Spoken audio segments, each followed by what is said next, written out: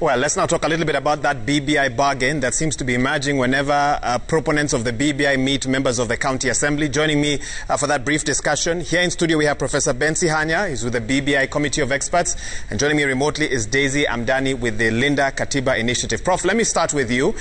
You heard about those, I mean, you were in Karen, I believe. You heard about what they asked for, car grant, a pension scheme, increased salaries, and what they called facilitation to sensitize the public. We don't even have to go into the details of that. What I want to understand from you, do you think this is the right way to amend the Constitution of Kenya 2010? Good evening, viewers. The Constitution of Kenya 2010 is ripe for amendment for various reasons. I can cite three-pronged approach or typology. Number one, Bomas and 2010 gave us a very good framework of having a constitution in terms of substance. And for example, the Bill of Rights is one of the best in the world. The devolution is great. But 10, 11 years down the line, it has been realized that there are fundamental problems in terms of content that cannot be implemented without change. Those who oppose, like Linda Katiba, let them tell us how, for example, you can address the woman question, the question of representation of gender, a question that has been addressed in Parliament at least through 5 Duale bills, no movement. A question that the Chief Justice Maraga, the immediate former Chief Justice Maraga, had to issue an advisory to dissolve Parliament in order to meet the gender question. And Prof, we will get a bit deeper into what you consider the weaknesses of the 2010 Constitution. We'll have time to get into that. But my question is this the right way to amend it, Prof? Were you concerned when you were in Karen and you could hear what the MCAs were asking for? Might that be the pattern moving forward from Parliament, county governments, special interest groups, if this trend continues? Well, the MCAs have freedom to express themselves partly on the basis of what they recognize as the injustices to them. For instance, one, the injustices to them, and secondly, what they think is a way of facilitating the process. What do I mean by injustice to them?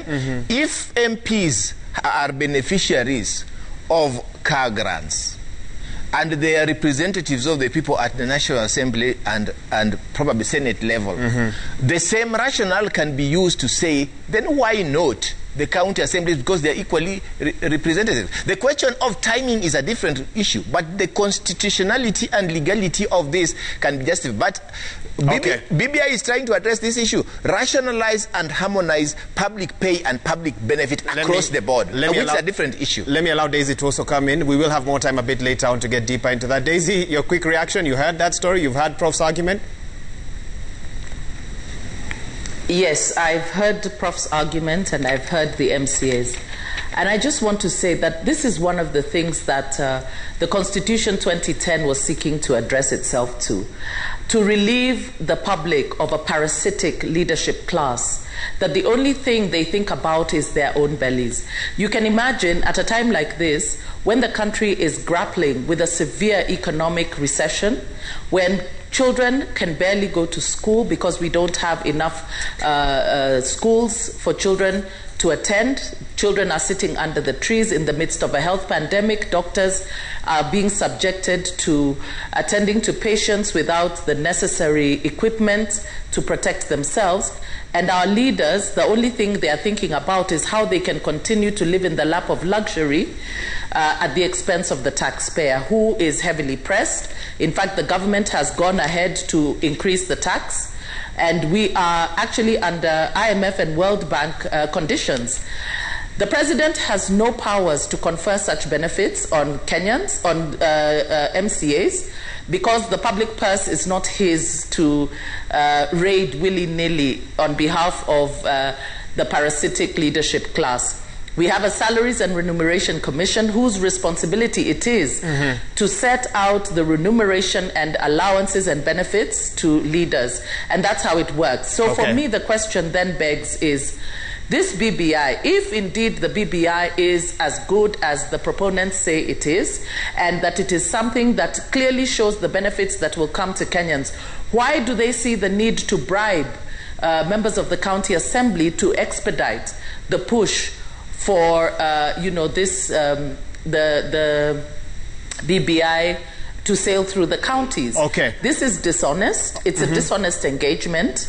And it is unfair to the Kenyan people. Okay. And I think it is insensitive at a time like this. Okay, Daisy, you'll hang on there. Prof, I have 30 seconds because we do need to give the other news items. Bribe, that word has come up. That's how some Kenyans see it tonight, that one has to be bribed to accept what's in the document, and yet the document was meant to sell itself. Briefly, how do you respond to that, Prof?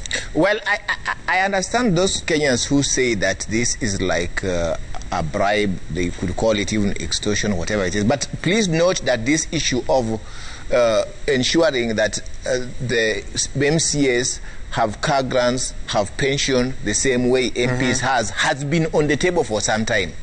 It's a different issue to say whether it's only MPs and MCAs who deserve these benefits. And that's the Article 230 of the Constitution sees that these benefits should go across the public service. And the Linda Katiba people are not addressing the fundamentals of making sure that all these public benefits go across the board. Okay. They are singling out. They are reading the BBI selectively rather than holistically.